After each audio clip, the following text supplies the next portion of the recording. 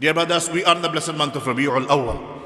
And in the month of Rabi'ul Awwal, the 12th day of Rabi'ul Awwal is a very special day for the believers. And we remember and commemorate the birth of our beloved Prophet Muhammadur Rasulullah sallallahu alayhi wasallam. Now the birth of any prophet is something very, very special. Doesn't matter whichever prophet it is. We find in the Quran, Allah subhanahu wa ta'ala talked about the birth of Sayyiduna Isa alayhi salam. Allah talked about the birth of Sayyiduna Yahya alayhi salam. Allah subhanahu wa ta'ala talked about the birth of Musa alayhi salam. Allah talked about the birth of Ibrahim alayhi salam. If the birth was not a significant event in the life of a prophet, then Allah subhanahu wa ta'ala wouldn't have talked about their birth. Allah could have started from the time of their prophethood. From the time of their prophethood. But look at the Quran, Allah subhanahu wa ta'ala talked about the birth of many, many prophets. Not only that, we commemorate the birth and give salam. For example, whenever we call Milad, what does Milad mean? Milad means the birth. If you go on Google and search the birthday, just put birthday and ask the Google, can you translate it into Arabic?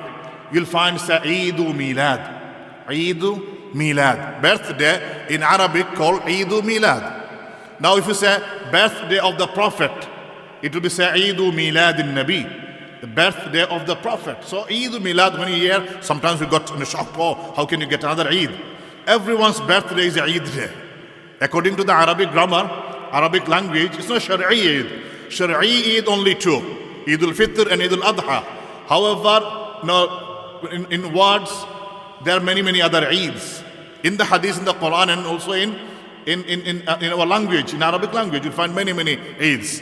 So other day, Saudi Arabia was celebrating Eid. The anniversary of their establishment of Saudi government. And they are doing very big, celebration. We don't say it's haram. It's not haram. It's not haram. You can, as long as you do within the Islamic Sharia border, that's fine. As long as you do within the Sharia, it is allowed. Celebration is not haram in Islam. However, it has to be according to the Islamic, rule and the had given by Allah subhanahu wa ta'ala. So Allah mentioned about the birth of Isa, and He said in the Quran, Allah mentioned in the Quran, and the statement of Isa alayhi salam, He said, Salamun alayya yawma wulidtu. Salam upon me the day I was born. So salam upon me the day I was born. Allah mentioned about the salam, the day of the birth of Yahya alayhi salam. He said, Salamun alayhi yawma wulida. Salam be upon him the day he was born. So Allah is mentioning the birthday, the day he was born. Then we find, Allah subhanahu wa ta'ala also ordered us. He said, قُلْ بِفَضْلِ اللَّهِ وَبِرَحْمَتِهِ فَبِذَلِكَ فَلْيَفْرَحُوا. Say, O Muhammad sallallahu alayhi wasallam, if they receive any rahmah, any bounty from Allah, they should rejoice. They should feel happy. They should celebrate. They should rejoice and happy and celebrate. And we find another ayat in the Quran, Allah said, وَمَا أَرْسَلْنَاكَ إِلَّا رَحْمَةً لِلْعَالَمِينَ. O my beloved, you are the rahmah for the entire universe. So Allah is ordering us to rejoice and be happy and pleased and celebrate upon the birth of the Prophet sallallahu alaihi wasallam. He's mentioning it as he is the rahmah of Allah subhanahu wa ta'ala. In another ayah, Allah is saying, لَقَدْ مَنَّ اللَّهُ عَلَى الْمُؤْمِنِينَ إِذْ بَعَثَ فِيهِمْ رَسُولًا. Allah subhanahu wa ta'ala sent His bounty upon the believers as He sent the messenger to them. So all these ayat of the Quran, and then Allah said, وَأَمَّا بِنِعْمَةِ رَبِّكَ فَحَدِّثْ. Whenever you receive any ni'mah of Allah, go ahead and declare it. Mention it. Discuss it. Now to discuss it, we need to have an organization. To discuss it, we need to have a gathering. To discuss it, we need to have a jalsa. And this jalsa of discussing and celebrating and mentioning the birth and the qualities and the seerah of the Prophet Muhammad Rasulullah sallallahu alaihi wasallam, we call this celebration as Eid Milad-un-Nabi sallallahu alaihi wasallam, or the Mahfil Milad-un-Nabi sallallahu alaihi wasallam. We find in the Hadith Tirmidhi Sharif, one day a group of companions was sat in the masjid, and Prophet sallallahu alaihi wasallam was at his hujrah, in his room. He came out from his hujrah and he went to that group of the companions and he asked them, Ma ajlasakum? Why have you No, why have you sit here? Why are you sitting here? What made you sit here? So they said, Ya Rasulullah, we are sitting here. We are discussing how fortunate we are, how blessed we are that Allah subhanahu wa ta'ala granted us hidayah through you. Allah granted you to us, and Allah subhanahu wa ta'ala granted us hidayah, and Allah granted us Islam.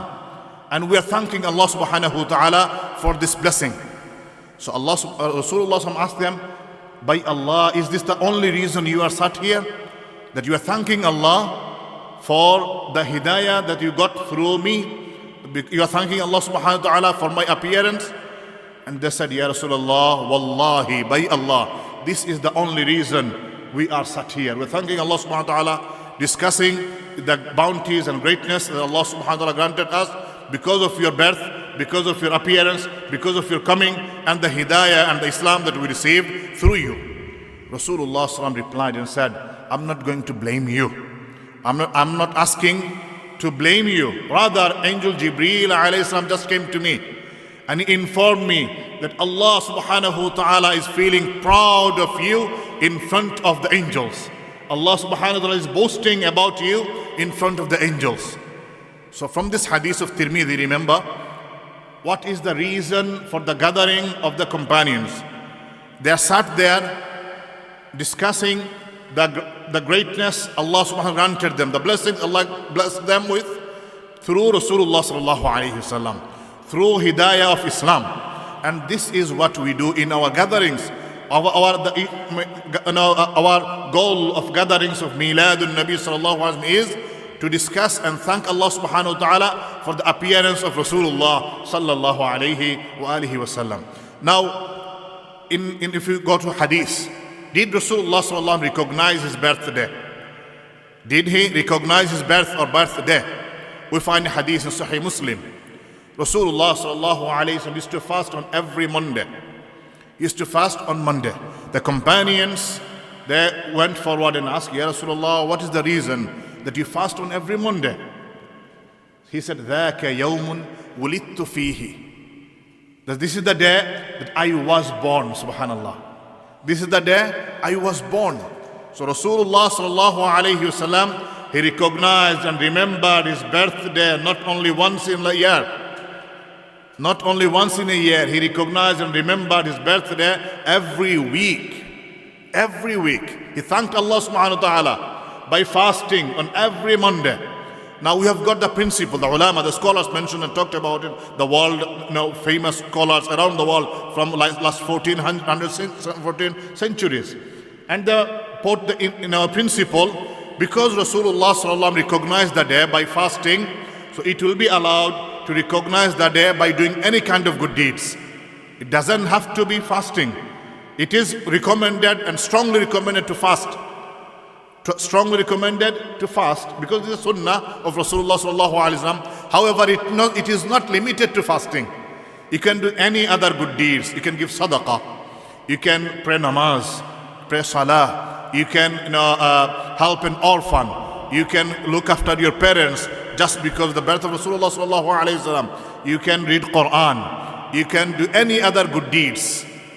Remembering that day, because remembering that day is allowed and is mentioned in the hadith. So this is the principle.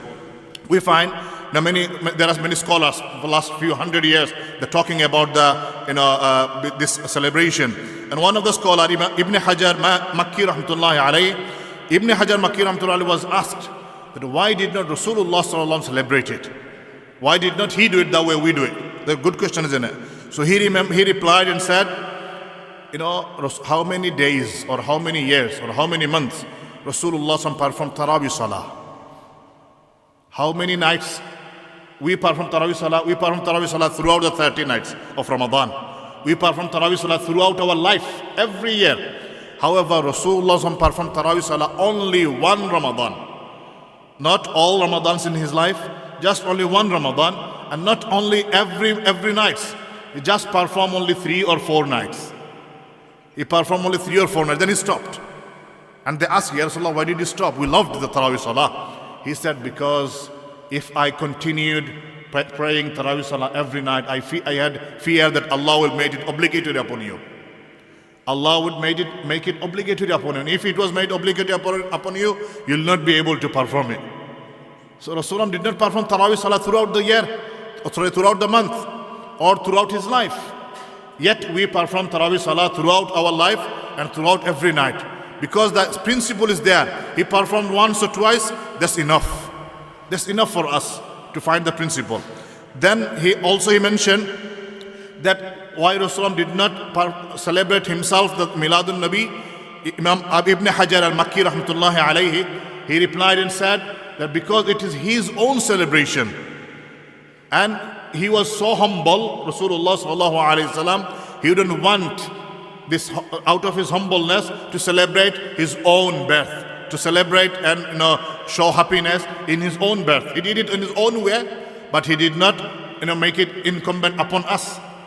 So we find there are many other ulama and scholars has mentioned about this beautiful incident in the life of Rasulullah sallallahu alaihi wasallam, his birth, and they talked about and discussed it, and they celebrated it according to Islamic Sharia by giving sadaqah, by feeding people, by reciting salawat upon him, by talking about his seerah, by talking about his life and the event of his life. May Allah subhanahu wa ta'ala grant us tawfiq in the blessed month of Rabiul Awwal to increase our connection with Rasulullah sallallahu alayhi wa sallam by listening to his seerah, by listening to his birth, by listening to his miracles, by listening to his akhlaq, by listening to his beauty, by listening to his companions, and it can increase our love and iman for Rasulullah sallallahu alayhi wa sallam. Allahumma ameen. Wa akhiru da'wana alhamdulillahi rabbil alameen. Wassalamu alaykum wa rahmatullah.